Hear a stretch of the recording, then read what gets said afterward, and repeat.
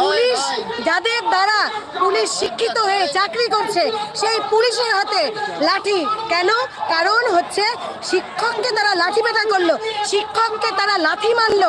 এটা কোন যুগে বসবাস করছে আমরা? আমরা কি প্রতিবাদ করব না? আমার আপনার সবার দরকার, আপনি রাস্তায় নামুন, প্রতিবাদ করুন। লাঠিচার্জ শুধু নয়, সেই পুলিশ যে কোনো শিক্ষকের দ্বারা আজকে এই যোগ্যতায় পৌঁছেছে তাদেরকে লাঠি মারা হয়েছে। এই ধরনের ঘটনার আমরা নিন্দা করছি।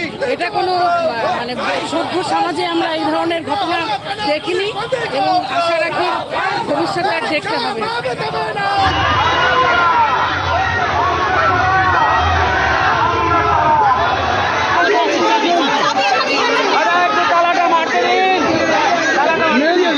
আমাদেরকে প্লিজ দয়া করে আমাদের ছেড়ে দিন, না হলে কিন্তু আমরা এখানে আত্মহত্যা করবো আমরা অনেকে।